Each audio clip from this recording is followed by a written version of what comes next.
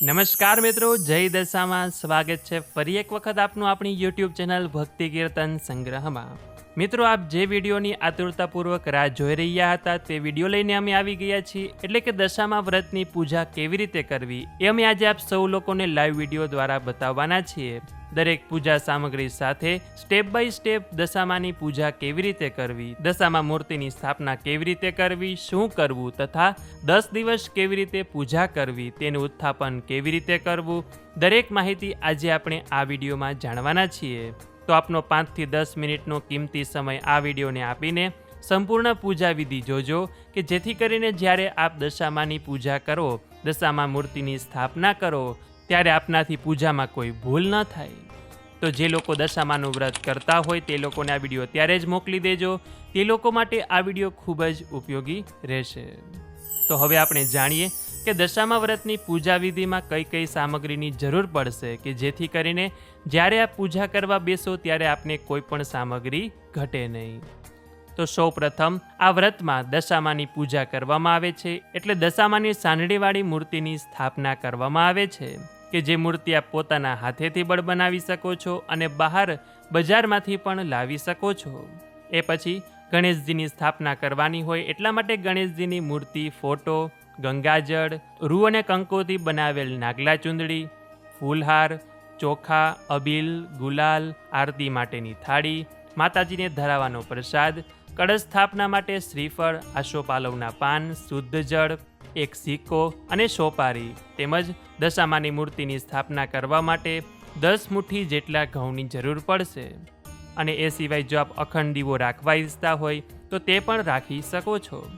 તો હવે આપણે આ દશામા વ્રતની પૂજાની શરૂઆત કરીએ। તો એક બાજોટ ઉપર કે એક ટેબલ ઉપર લાલ રંગનું કપડું પાથરીને તેના ઉપર આ પૂજા કરવાની હોય છે કે જેના માટે સૌપ્રથમ આપણે ગંગાજળ વડે આપણા આ પૂજા સ્થાનને શુદ્ધ કરી લેશું, પવિત્ર કરી લેશું અને એ પછી સૌપ્રથમ આપણે અખંડ દીવો પ્રગટાવીશું કે જેથી કરીને આપણે દશામાની મૂર્તિની સ્થાપના કરીએ, પૂજા કરીએ તે અગ્નિદેવની સાક્ષીએ થાય। એટલે અખંડ દીવો પ્રગટાવી 10 દિવસ સુધી ધ્યાન રાખવાનું કે તે પછી ઓલવાઈ ન જાય। એ પછી સૌપ્રથમ આપણે ગણેશજીની સ્થાપના કરીશું કે જેના માટે એક નાની ઘઉંની ઢગલી કરી તેના પર ગણેશજીની મૂર્તિની સ્થાપના કરી કંકુ ચાંદલો ચોખા ચોંટાડીને પૂજન કરીશું।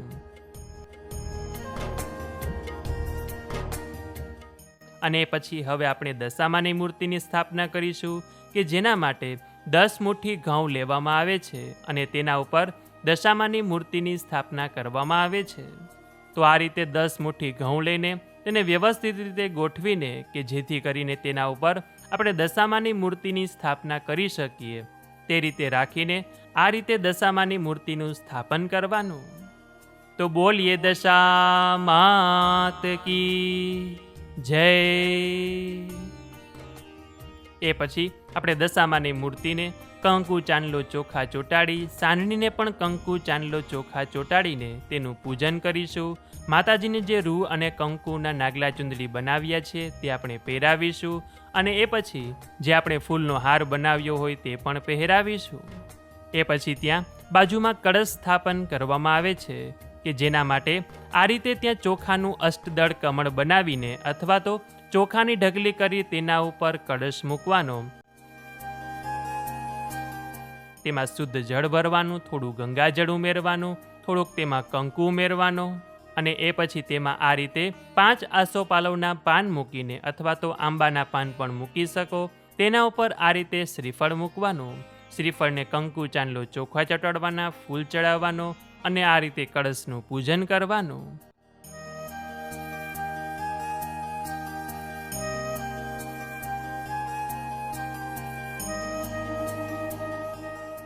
એ પછી હવે આપણે આ દશામાના વ્રતમાં જે મુખ્ય 10 તાતણાવાળો 10 ગાંઠનો દોરો બનાવવાનો હોય તે આપણે બનાવીશું કે જેના માટે આ રીતે સૂતરનો દોરો લઈને 10 તાતણાવાળો કરવાનો, એટલે કે 10 શેરવાળો આ દોરો આ રીતે બનાવવાનો અને તેમાં થોડા થોડા અંતરે આ રીતે 10 ગાંઠ વાળવાની।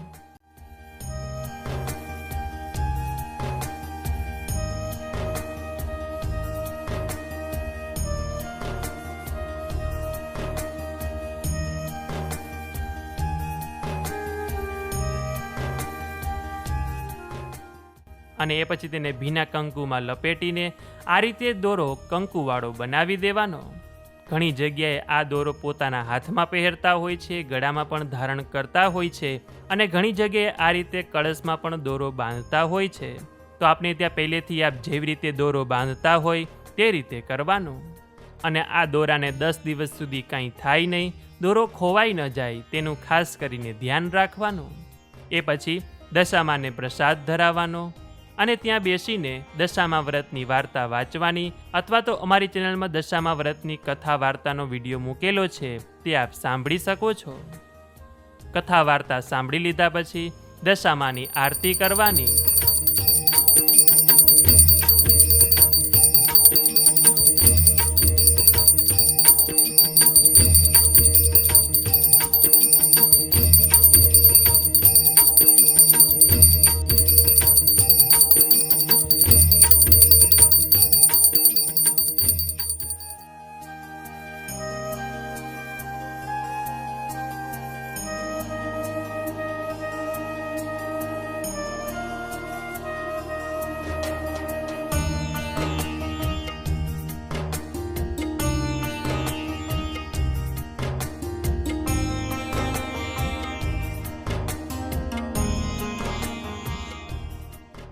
એ પછી ત્યાં બેસીને દશામાનો થાળ કરવાનો અને એ પછી માતાજી સમક્ષ બેસીને આ વ્રતમાં થયેલી ભૂલચૂકની માફી માગવાની અને પ્રાર્થના કરવાની કે હે જગતજનની દશામાં, આપની કૃપાથી મેં આ વ્રત, પૂજા અને ભક્તિ કરવાનો પ્રયત્ન કર્યો છે. આ વ્રત દરમિયાન જાણતા અજાણતા મારાથી પૂજા વિધિમાં, નિયમોમાં, સંકલ્પમાં અન્ય કોઈ પણ પ્રકારની ભૂલચૂક થઈ ગઈ હોય તો મને ક્ષમા કરજો.